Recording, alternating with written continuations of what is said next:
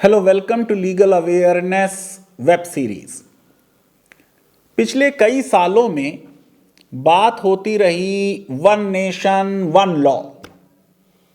Times Now पे अर्नब गोस्वामी ने तो कोई 1 महीने तक ये कैंपेन चलाई, one nation one law, one nation one language, one nation one religion, one nation one ration card, one nation one Aadhaar card. क्या one nation one health care system नहीं हो सकता? नेशनलाइजेशन अच्छी चीज नहीं है। बैंक का नेशनलाइजेशन इंदिरा जी ने किया, उसकी वजह से कई बड़े बड़े इकोनॉमिक रिसेशन के झटके देश झेल गया। अब हमने उस बैंक नेशनलाइजेशन को ईज आउट कर दिया है। जो कोविड-19 की सिचुएशन देश में इमर्ज हुई है, उसकी वजह से यह प्रश्न उठता है कि क्या एक यूनिवर्सल हेल्थ केयर सिस्टम जो एक्सेसिबल है, अफोर्डेबल है, इंक्लूसिव है, क्वालिटी जिसमें है, हम देश को दे सकते हैं? देखिए, 17 sustainable development goals, SDG goals जो यूनाइटेड नेशंस ने तय किए बाय 2030, उसमें से एक यह है कि we need to achieve highest possible level of good health and well being for the citizens. जैसी आज सिचुएशन है कि दिल्ली में अस्पतालों में ऑक्सीजन नहीं है, कितने मरीज इस देश में ऑक्सीजन न मिलने से मर गए। जितना एलोकेशन है उतना स्टेट गवर्नमेंट उठा नहीं पाती, जितना चाहिए उतना सेंटर दे नहीं पाता। कई हाई कोर्ट्स ने इंटरवीन किया है, तब कुछ हालात कुछ हद तक बेहतर हुए। Access to quality health service हमारे यहां मुद्दा नहीं बनता। 2015 में इंग्लैंड के जनरल इलेक्शन में नेशनल हेल्थ सर्विस को कहा गया कि यह हॉट पोटैटो है। अगर चुनावी मैनिफेस्टोज में देखें, 2014 का मुझे याद आ रहा है, बीजेपी के मैनिफेस्टो में 82-83 टाइम्स हेल्थ केयर आया। कांग्रेस में भी 40 से ऊपर आया, लेकिन हेल्थ तो मुद्दा नहीं था। हमने डेवलपमेंट को, मंदिर को, मस्जिद को, 370 को, यूनिफॉर्म सिविल कोड को मुद्दा बना रखा है। आज भी हम विश्व में 1% के करीब अपनी जीडीपी का हेल्थ पे खर्च करते हैं, जो विश्व की लो इनकम कंट्रीज हैं उनमें भी हम बहुत कम हैं। इथियोपिया 4.9% खर्च कर रहा है, सूडान 8% से ज्यादा, अफगानिस्तान तालिबान की वजह से साला साल जंग रही, 9.4%, म्यांमार 4.79%, नाइजीरिया 3.89%, अरे पाकिस्तान जैसा फेल्ड कंट्री 3.20%, रवांडा जहां जेनोसाइड हुआ इतना बड़ा 7.54%, हमारा पड़ोसी श्रीलंका 3.96%, फ्रांस 11.26%, क्यूबा 11.18%। 2019 में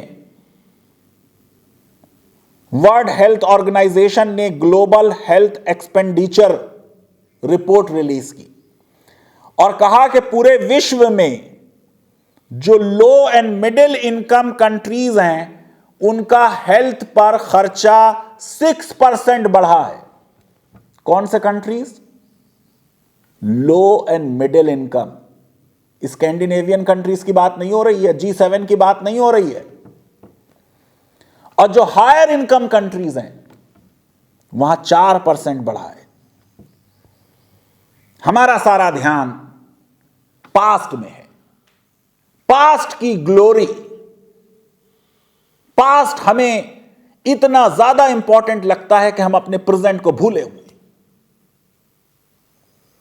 कितने हमारे जान पहचान लोग, हमारे सीनियर, हमारे जूनियर, हमारे दोस्त, टीवी एंकर्स, लॉयर्स, जजेस इस पेंडेमिक का शिकार हो गए। क्या अब भी हमें होश नहीं आएगा कि रियल मुद्दा सरकारों के सामने सिर्फ एजुकेशन और हेल्थ का रखना?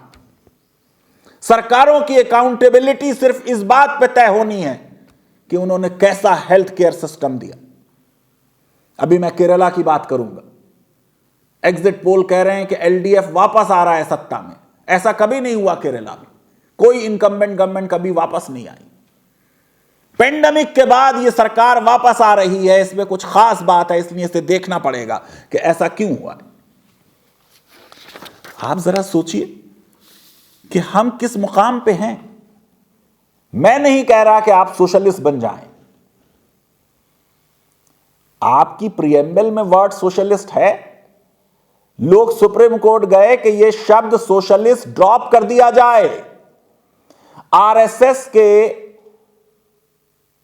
राकेश सिन्हा संसद में बिल इंट्रोड्यूस किया कि सोशलिस्ट वर्ड ड्रॉप कर दिया जाए। मैं कोई सोशलिज्म का वोटरी नहीं हूं, लेकिन पूरे विश्व में अगर नजर घुमा के देखेंगे कि पिछले एक साल में पेंडेमिक को पूंजीवाद वाले countries, capitalist countries, liberal economies वाले कंट्रीज ने कैसे मैनेज किया और सोशलिस्ट टिल्ट वाले, सोशलिस्ट लीनिंग वाले, लेफ्ट कोलिशन गवर्नमेंट्स वालों ने कैसे मैनेज किया, तो हकीकत सामने आ जाएगी अगर आंखों से कलर्ड ग्लास उतार के देख सकते हो, अगर व्हाट्सएप यूनिवर्सिटी के प्रोपेगेंडा से बाहर आ सकते हो। यूएसए की मिसाल ले लीजिए। यूएसए से बड़ा तो कोई कैपिटलिस्ट कंट्री नहीं है। डोनाल्ड ट्रंप तो इलेक्शन हार गए, लाखों लोगों की जानें चली गई। ऐसा मेस उन्होंने किया पेंडेमिक के मैनेजमेंट का। न्यूजीलैंड को ले लीजिए। डेथ रेट जो है न्यूजीलैंड में 4.56 पर मिलियन। किसकी सरकार है? लेबर पार्टी की है, लेफ्ट ऑफ सेंटर लीनिंग। 11% खर्च करता है न्यूजीलैंड अपनी जीडीपी का हेल्थ केयर पर। प्राइम मिनिस्टर ऐसी डैशिंग, डायनामिक कि विश्व के देश एनवी करते हैं न्यूजीलैंडर्स को। फ्रंट से आकर उसने जिस तरीके से देश का नेतृत्व किया है और अभी चुनाव फिर से जीत गई, वो एक मिसाल है पॉलिटिकल लीडरशिप को एमुलेट करने के लिए। जर्मनी में 108 डेथ पर मिलियन, हेल्थ केयर पे 11% ऑफ जीडीपी। ये 1% ज्यादा है पूरे यूरोपियन यूनियन का जो हेल्थ पे खर्च होता है। पुर्तगाल लेफ्ट विंग की कोलिशन गवर्नमेंट है, 9.5% अपने जीडीपी का खर्च करते हैं। बराबर में स्पेन है। क्या हाहाकार मचा हुआ था वहां पिछले साल, आपने देखा। आइसलैंड, यहां पे भी लेफ्ट विंग की गवर्नमेंट है, मेजॉरिटी गवर्नमेंट, जो 2017 में बनी। बहुत कम डेथ्स हुई, बहुत कम केसेस आए कोविड के। लैटिन अमेरिका में चले जाएं, अर्जेंटीना में पिरोनिस सरकार है, यह भी लेफ्टिस्ट इकोनॉमी में यकीन रखती है। इसका मैनेजमेंट बहुत बेहतर रहा। बराबर में ब्राजील है, जहां राइट विंग सरकार है, तबाही कर दी देश की। बर्बाद हो गया कोविड-19 से ब्राजील जैसा अच्छा मुल्क। जब भी मिसाल दी जाती है इन देशों की, कह दिया जाता है भाई भारत से कंपैरिजन मत कीजिए। एक तरफ तो हम इन देशों से कंपैरिजन करके कहते हैं देखिए उनके यहां कितने केसेस हैं, हमारे यहां कितने कम हैं। भैया, केसेस में मुकाबला अपने आसपास के देशों से होगा। साउथ एशिया में पाकिस्तान, बांग्लादेश, नेपाल, श्रीलंका, इनसे मुकाबला होगा। उनके मुकाबले में हम कैसा कर रहे हैं।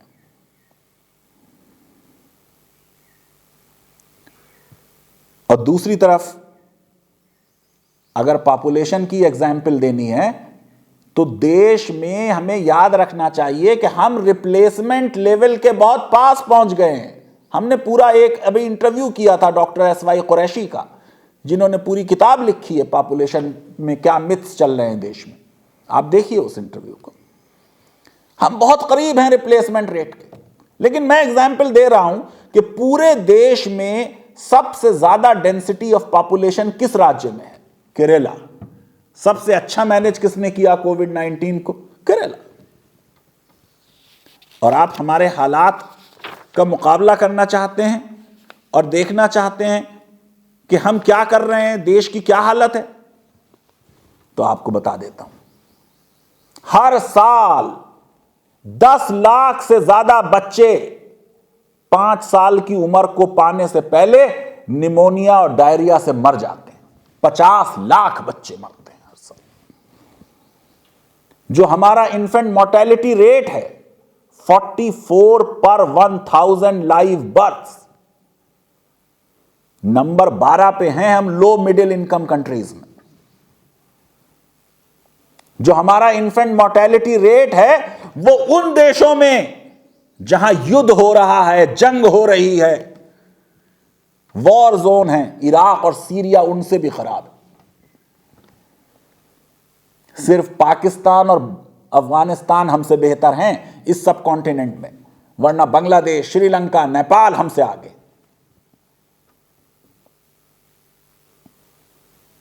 2015-16 की फिगर ले लें तो भारत में बच्चा पैदा होते वक्त ज्यादा माएं मरती हैं पूरे सब कॉन्टिनेंट में, पाकिस्तान से ज्यादा, बांग्लादेश से ज्यादा, नेपाल से ज्यादा।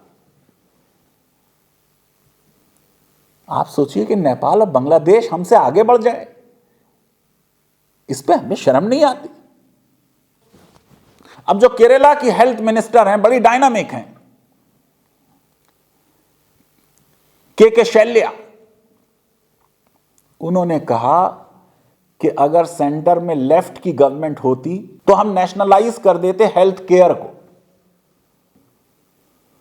देखिए, मैं लेफ्टिस्ट नहीं हूं, लेकिन लेफ्ट की 2 हिस्टोरिक ब्लंडर्स का जिक्र करना चाहूंगा। जब मौका आया ज्योति बसु के प्रधानमंत्री बनने का तो उन्होंने उस मौके को गंवा दिया। प्रकाश कारत की गलती की वजह से लेफ्ट ने यूपीए 1 से, मनमोहन सिंह की सरकार से, यूएस से न्यूक्लियर एग्रीमेंट पे अपनी सपोर्ट वापस ले ली और वो लेफ्ट के कॉफिन में एक नेल लग गया। खत्म कर दिया देश से लेफ्ट को। 60 एमपी थे लेफ्ट के। कांग्रेस की सरकारों को, जिनको लेफ्ट सपोर्ट करता था, उनकी वजह से बहुत प्रो पीपल एक्शंस हो जाते थे। अब लेफ्ट के खत्म होने से लेबर का, वर्कर्स का, पुअर का कोई पुरसाने हाल नहीं रहा। हमारा पूरा health care system private health care की तरफ टिल्ट करता है। बड़ी बड़ी प्राइज लैंड हमने इन अस्पतालों को दे दी, लेकिन ये गरीबों के लिए काम नहीं आ पा रहे। केरला की हेल्थ मिनिस्टर ने कहा कि criticality of public health care important है। उनसे पूछा गया कि भाई क्या लेसन्स हैं 1 साल के कोविड-19 के, उनका प्रॉपर प्लानिंग हो और डिसेंट्रलाइज इंप्लीमेंटेशन मैकेनिज्म हो। और यकीनन जैसे मैं कह रहा हूं कि कम से कम हमको 4-5% तो इमीडिएटली अपनी जीडीपी का हेल्थ पे बढ़ाना पड़ेगा। आइडियल तो यह है कि हम 9-10% चले जाएं। आप सोचिए कि वो जो फिगर्स दे रही हैं, उन्हें पढ़कर अंदाजा लगता है कि ये एलडीएफ सरकार क्यों जीत सकती है। मुझे नहीं मालूम एग्जिट पोल सही है या नहीं, और मेरी हिम्मत नहीं थी कि मैं कल एग्जिट पोल्स के बारे में कोई डिस्कशन देखता। देश में लगातार मौतों की खबर आ रही है। मैं समझता हूं बड़ा इमोरल चीज थी जो कल एग्जिट पोल का डिस्कशन टीवी पे हुआ। अखबार में जो कुछ मैंने पढ़ा है उससे मैं अंदाजा लगा रहा हूं कि शायद एलडीएफ वापस आ रहा है। आप सोचिए कि नई बिल्डिंगें बनी, टॉयलेट्स बने, लैब्स बने, ओपीडी बनी, इम्यूनाइजेशन के रूम्स बने, primary health care centres. Out of 946 primary health care centres की केरला में पिछले 5 सालों में 617 की नई बिल्डिंग्स बनी। कुछ पॉलिटिकल पार्टीज ने अपनी बिल्डिंग्स बहुत बड़ी बड़ी बना ली हैं। पार्टी की बिल्डिंग बनना इतना इंपॉर्टेंट नहीं है जितना अस्पताल बनना इंपॉर्टेंट है। और इन 946 में 100 से ज्यादा को नेशनल क्वालिटी एश्योरेंस स्टैंडर्ड का सर्टिफिकेट मिल गया। 2016 तक 37% केरला के लोग सरकारी अस्पतालों में जाते थे, अब 50% से ज्यादा जाते हैं। आज हाहाकार मची हुई है ऑक्सीजन की। उनके यहां ऑक्सीजन जो है जितनी चाहिए उससे ज्यादा प्रोड्यूस हो रही है, क्योंकि मई 2020 में पलक्कड़ में प्लांट लगा दिया गया। मैं ये समझता हूं कि जो कफील खान का मामला हुआ था 2-2.5 साल पहले, गोरखपुर के अस्पताल में 60 से ज्यादा बच्चे मर गए। इंक्वायरी में कफील खान इनोसेंट पाए गए। मुझे याद है कि टीवी पे उस दिन डिस्कशन हो रहा था, किसी ने मेंशन किया ऑक्सीजन से बच्चों के मरने का, तो एक टीवी एंकर ने कहा नहीं, वंदे मातरम सुनाओ। अगर हमारी प्रायोरिटीज में हेल्थ नहीं आएगी तो हम इसी सिचुएशन में रहेंगे। एच.ई. सिगरेस्ट बहुत बड़े मेडिकल हेल्थ के एक्सपर्ट हैं। उन्होंने कहा problem of public health is ultimately political. देश की जनता को यह तय करना है कि उनको ऑक्सीजन चाहिए, अस्पताल चाहिए, अच्छे डॉक्टर चाहिए, डॉक्टर पॉपुलेशन रेशियो इंप्रूव होना है, मॉडर्न इक्विपमेंट चाहिए प्राइमरी हेल्थ सेंटर्स में, शहरों के लिए ना दौड़ना पड़े। अब तो शहरों में भी अस्पतालों में जगह नहीं है। जो अहमदाबाद में सीन था कि एक फैमिली दरवाजा खटखटा रही है, उसे अस्पताल के अंदर आने नहीं दिया जा रहा, वो तस्वीर दिल को दहला देती। तो फिर जहां आप हैं उसे डिजर्व करते। मैं ये समझता हूं कि हमें अपनी प्रायोरिटी सेट करनी चाहिए।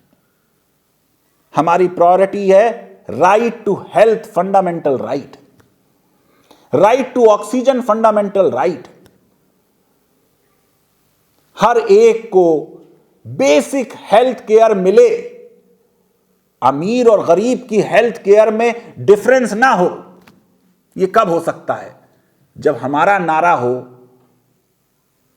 One nation one health care. ये वन नेशन और वन हेल्थ केयर या नेशनलाइज अगर हेल्थ केयर सिस्टम हो तो फिर यह नहीं होगा कि कुछ राज्यों को वैक्सीन ज्यादा मिल गई और कुछ को नहीं मिली। अगर वैक्सीन बंटने में भी ये देखा जाएगा सरकार राज्य में किसकी है, बहुत मुश्किल हो जाएगी। ये पूरा जो वैक्सीन के प्राइसिंग की कंट्रोवर्सी है, इससे साफ जाहिर है कि जो वैक्सीन मैन्युफैक्चरर्स हैं उनके इंटरेस्ट ज्यादा प्रोटेक्ट हो रहे हैं। देश की आम जनता का प्रोटेक्ट करने के लिए इंटरेस्ट, हमको हेल्थ केयर को नेशनलाइज करने के बारे में बहुत सीरियसली सोचना होगा। मैं नहीं कह रहा कि आप कीजिए नेशनलाइज, लेकिन यह एक मुद्दा है। पब्लिक हेल्थ केयर सिस्टम होना चाहिए। प्राइवेट हेल्थ केयर सिस्टम से हम बर्बादी की तरफ बढ़ते चले जाएंगे। लीगल अवेयरनेस वेब सीरीज अगर आपको पसंद आती है तो मेरी रिक्वेस्ट है कि हमारे इस वीडियो को वाइडली शेयर करें, हमारे चैनल को सब्सक्राइब करें और बेल आइकन और लाइक जरूर क्लिक करें। लीगल अवेयरनेस में आपका भी योगदान होना चाहिए। अगर आप हेल्थ को चाहते हैं कि वो देश का सबसे बड़ा चुनावी मुद्दा बन जाए तो फिर इस वीडियो को कम से कम 10-20 लोगों तक पहुंचाने की जिम्मेदारी आप ले लीजिए। बहुत बहुत शुक्रिया, धन्यवाद, थैंक यू वेरी मच।